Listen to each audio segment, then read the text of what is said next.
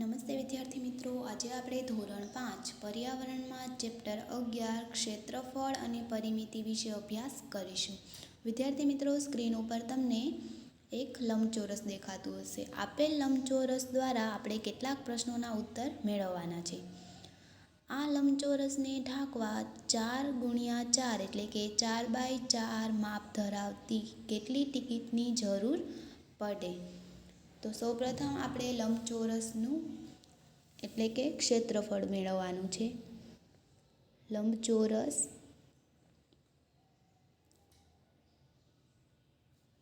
ક્ષેત્રફળ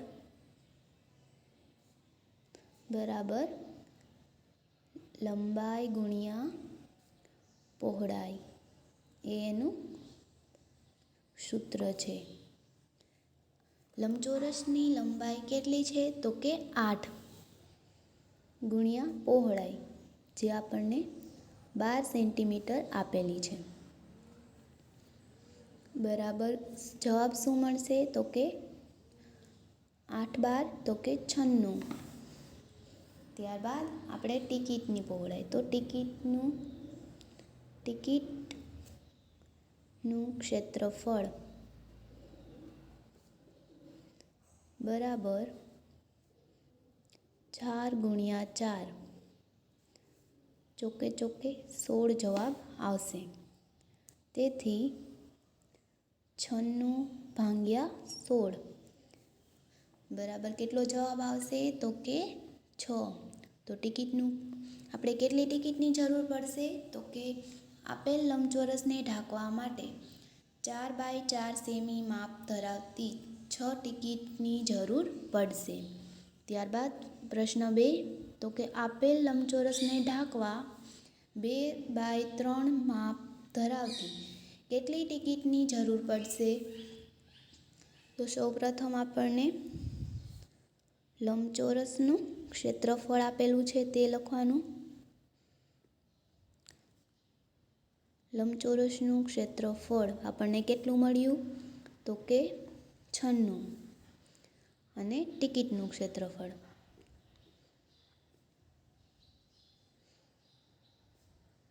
કેટલું છે આમાં? તો કે 2x3 બરાબર 2×3 તો કે 6. 96/6 તો જવાબ આપણને કેટલો મળશે? તો કે 16. તેથી આપેલ લંબચોરસને ઢાંકવા 2x3 માપ ધરાવતી 16 ટિકિટની જરૂર પડે. ત્યારબાદ ક્વેશ્ચન 3, લંબચોરસને ઢાંકવા 4x3 સેમી માપ ધરાવતી કેટલી ટિકિટોની જરૂર પડે? તો સૌપ્રથમ આપણે લંબચોરસનું ક્ષેત્રફળ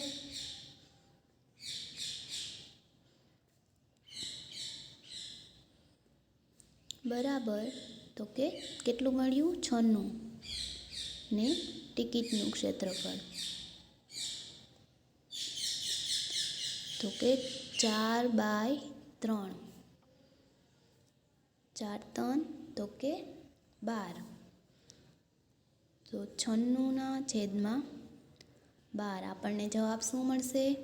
96/12 તો કે 8. તેથી લંબચોરસને ઢાંકવા 4x3 સેમી માપ ધરાવતી 8 ટિકિટની જરૂર પડશે. તો વિદ્યાર્થી મિત્રો, આપણે આવી રીતે કોઈ પણ લંબચોરસ કે આપેલ આકારને ટિકિટ દ્વારા ઢાંકી શકીએ. ત્યારબાદ તો આપેલ એટલે કે નીચે આપેલા આકારોના ક્ષેત્રફળ શોધવાના છે.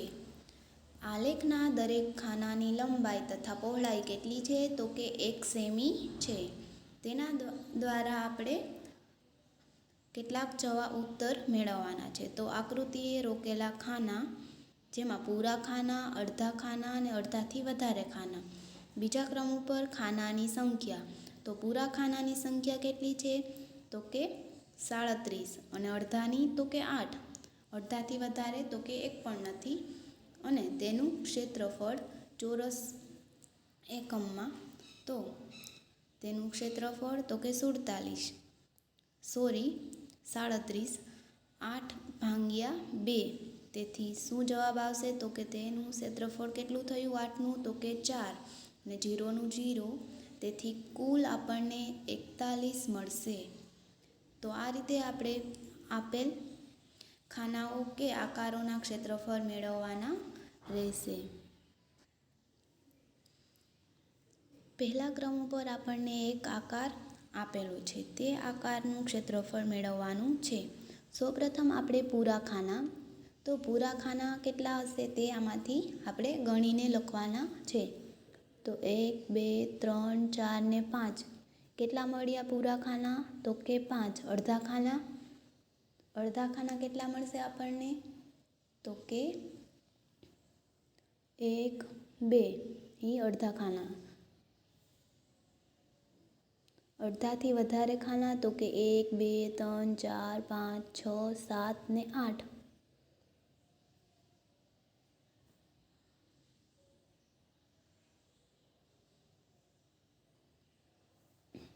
તો અહીં ક્ષેત્રફળ ચોરસ એકમમાં તો 5નું 5, 2નું આપણે તો કે 1 થશે અને 8નું 8, તેથી કુલ આપણને કેટલો જવાબ મળશે? તો કે 15 ને 16 ને 8 એટલે કે 14. આપણને ક્ષેત્રફળ કેટલું મળ્યું? તો કે 14 મળ્યું આકારનું, એટલે કે આપેલ આકારનું આપણને 14 ક્ષેત્રફળ મળ્યું. ત્યારબાદ બીજા ક્રમ ઉપર જે આકાર આપેલું છે તેમાં જોઈએ તો પૂરા ખાના ગણવાના. સૌપ્રથમ આપણે 1, 2, 3, 4, 5, 6, 7, 8, 9, 10, 11, 12, 13, 14, 15, 16, 17, 18, 19, 20, 21 ને 22, તેથી અહીં આપણે 22 લખીશું. ત્યારબાદ તો કે અડધા ખાના 1, 2, 3 ને 4, અડધાથી વધારે તો કે 1 પણ નથી, તેથી અહીં 0. તો 22નું 22, 4નું 2, 0નું 0. તો આપણને ક્ષેત્રફળ કેટલું મળ્યું? તો કે 24. આપેલ આકારનું ક્ષેત્રફળ 24 મળ્યું. ત્યારબાદ ત્રીજા ક્રમ ઉપર છે તેનું ક્ષેત્રફળ શોધીએ.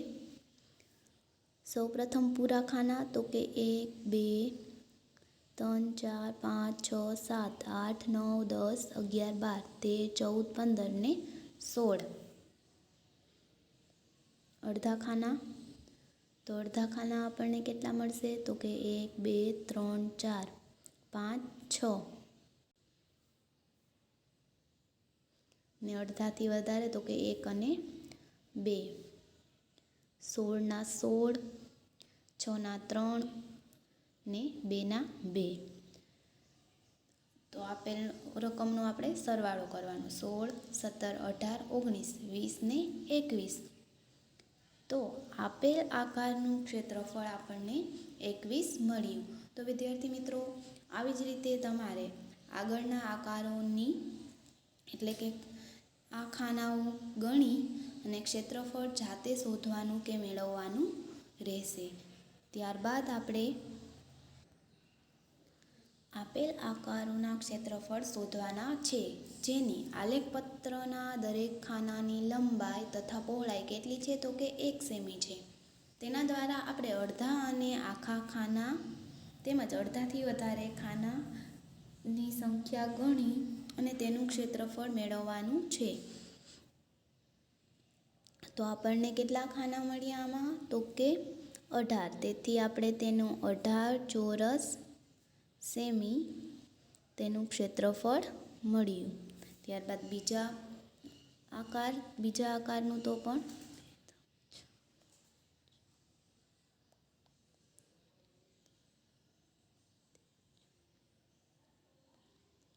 કેટલું મળ્યું? તો કે 16 ખાના ગણી અને તેનું ક્ષેત્રફળ શોધવાનું છે, ચોરસ સેમી.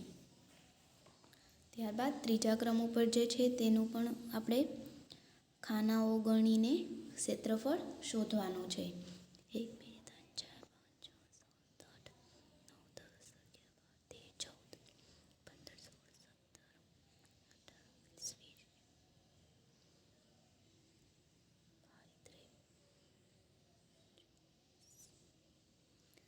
કેટલું મળ્યું તો કે 26 ખાના થાય, તેથી 26 ચોરસ સેમી.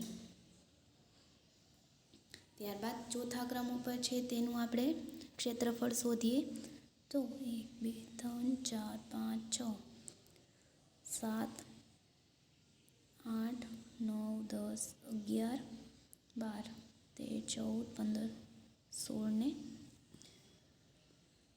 તો 16 સેમી ચોરસ સેમી આપણને ક્ષેત્રફળ મળ્યું.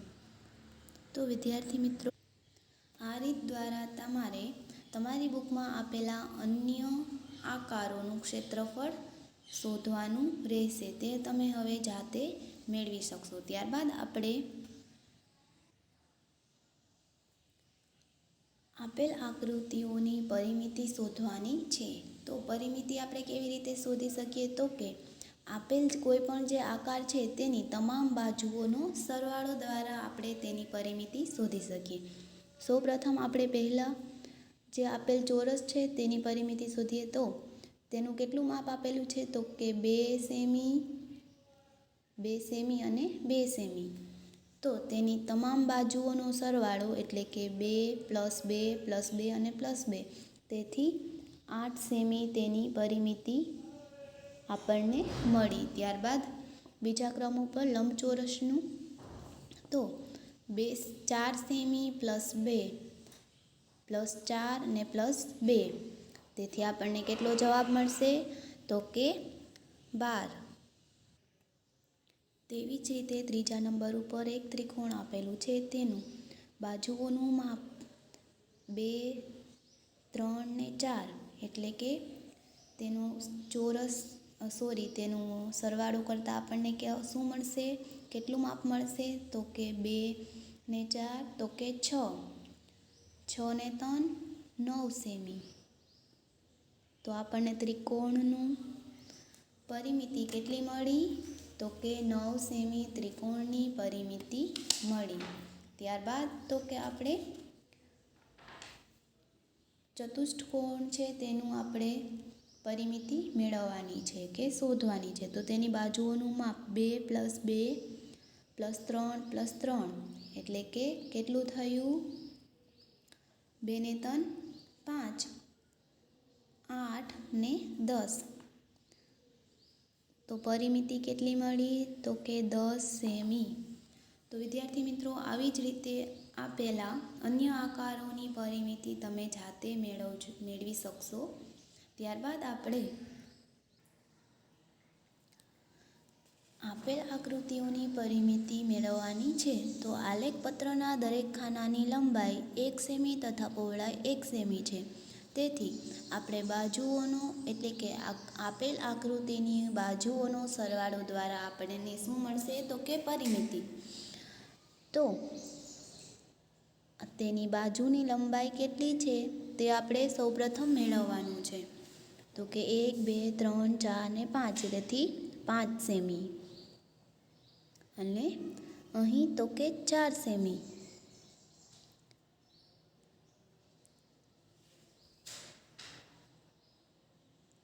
તો આપેલ આકારની પરિમિતિ આપણને તેની બાજુઓની માપ દ્વારા મળશે. તો 5 + 4 + 5 ને +4, તેથી આપણને તેનો જવાબ શું મળશે? તો કે 18 સેમી આકૃતિની પરિમિતિ મળશે. ત્યારબાદ તો કે બીજા આકારની પણ આપણને તેવી જ રીતે પરિમિતિ મેળવવાની છે. તો તેની બાજુની લંબાઈ કે માપ શું હશે? તો કે 1 2 3 4 5 6 ને 7, 7 સેમી તેની બાજુની લંબાઈ છે. તો અહીં તો કે 2, તેના સરવાળા દ્વારા આપણને શું મળશે? તો કે પરિમિતિ 7 + 2 + 7 ને +2, તો જવાબ શું મળશે? તો કે 18 સેમી.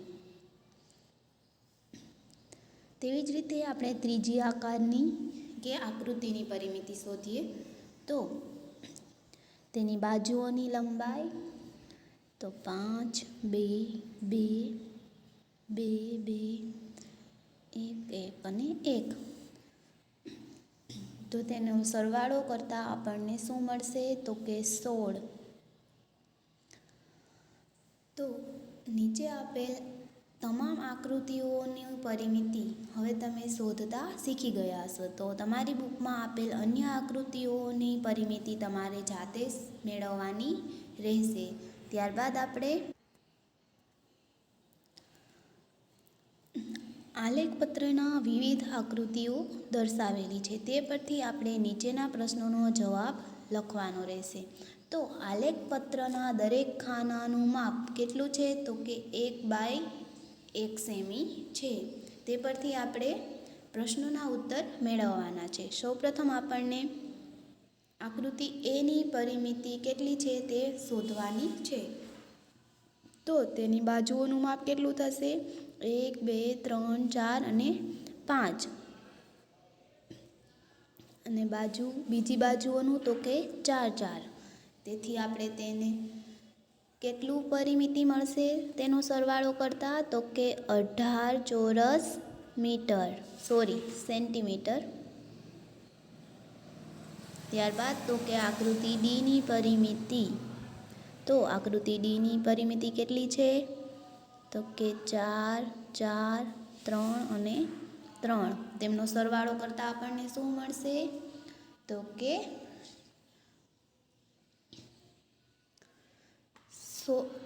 14 ચોરસ સેમી. કઈ બે આકૃતિઓની પરિમિતિ સરખી છે? તો આપણને કઈ આકૃતિઓની પરિમિતિ સરખી મળશે? તો આકાર, જેમાં આપણે પહેલાં સૌપ્રથમ તમામ બાજુઓનો માપ શોધવાનું રહેશે.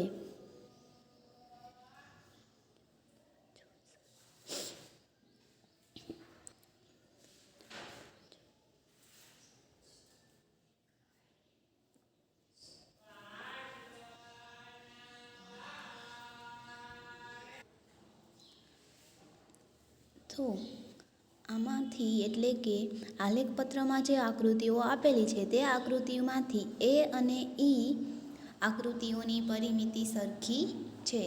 તેથી આપણે અહીં એ અને ઈ ની પરિમિતિ સરખી થશે તેમ લખીએ. ત્યારબાદ તો કે સૌથી વધુ પરિમિતિ કઈ આકૃતિની છે તે આપણે શોધવાનું છે. તો સૌથી મોટો આકાર કયો લાગે છે? તો કે આપણે જોઈએ તો સી જે આકાર આપેલો છે કે આકૃતિ આપેલી છે તેનું પરિમિતિ શોધીએ.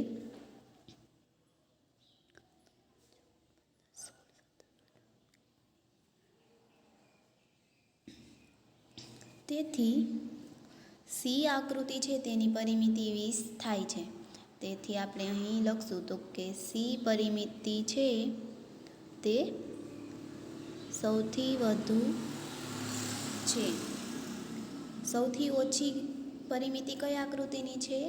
તો સૌથી નાની આકૃતિ આપણને ડી લાગે છે. તેથી તેની પરિમિતિ મેળવીએ તો કે 4 + 3 + 4 ને +3. તો તેનો સરવાળો શું થશે?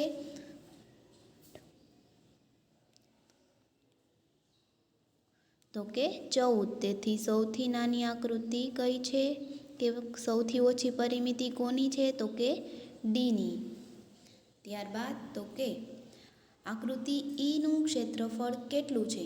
તો આકૃતિ ઈનું ક્ષેત્રફળ આપણે પહેલાં મેળવી લીધું કે 18 ચોરસ સેમી આકૃતિ ઈની પરિમિતિ છે.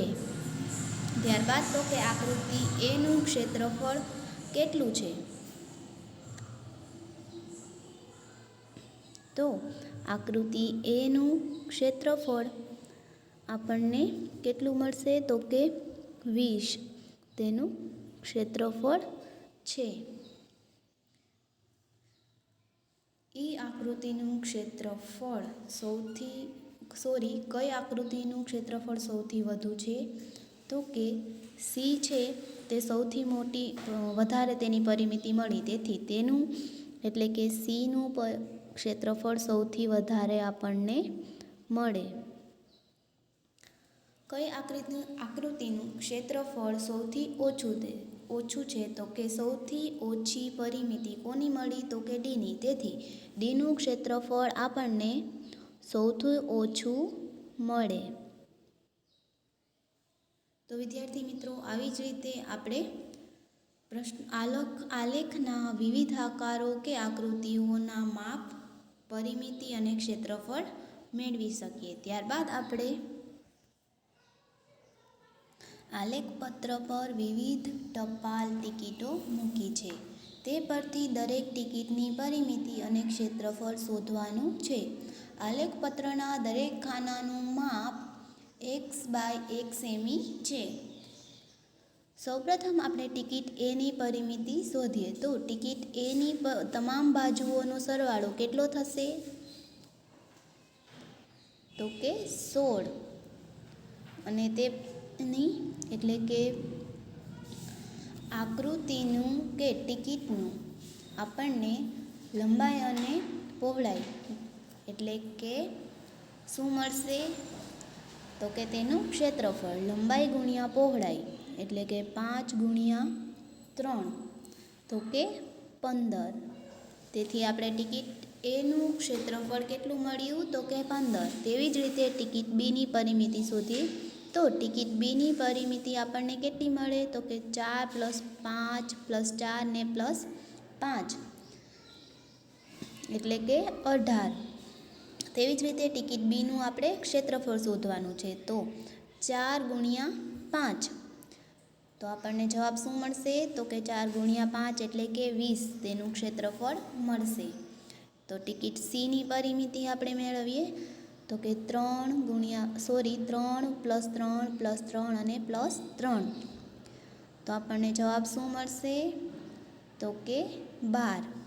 ટિકિટ સીનું ક્ષેત્રફળ શું મળશે? તો કે 3 ગુણ્યા 3 એટલે 9.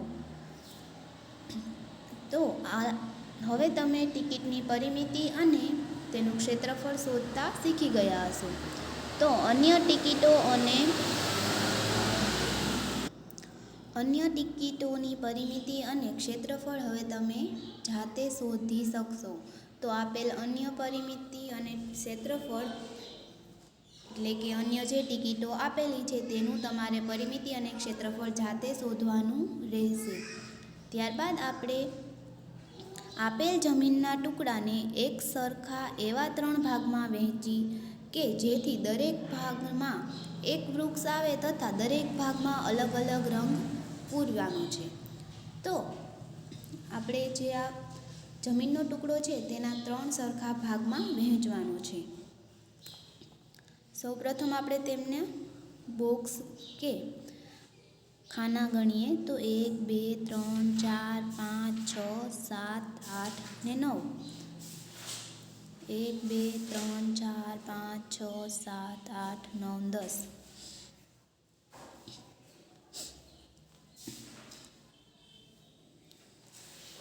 તો આપણે તેને 30-30માં વિભાજિત કરીશું.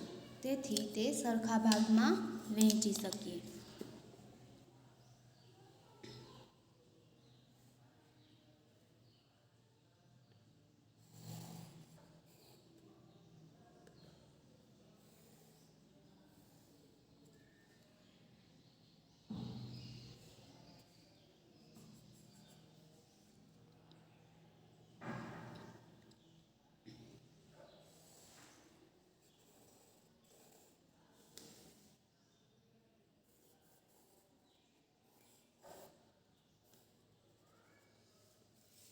તો વિદ્યાર્થી મિત્રો, આ રીતે આપણે તેને એટલે કે જમીનના ટુકડાને એક સરખા ભાગ એટલે કે એક સરખા એવા 3 ભાગમાં વહેંચી શકીએ.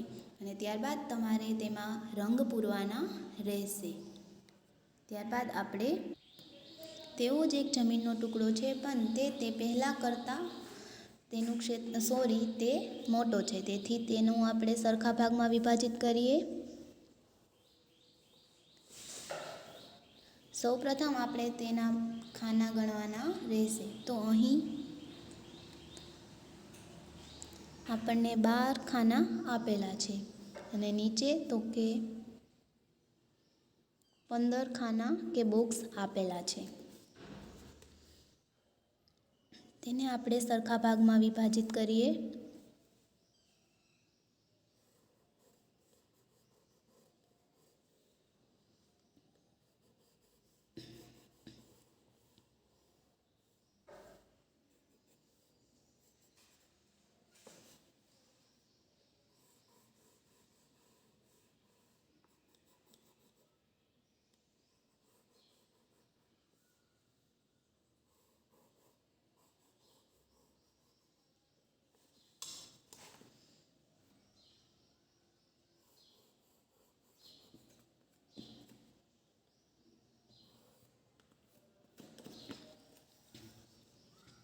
આ રીતે વિભાજન કરતા દરેક એટલે કે ત્રણેય ટુકડામાં એક એક વૃક્ષ અને સરખો ભાગ પડશે.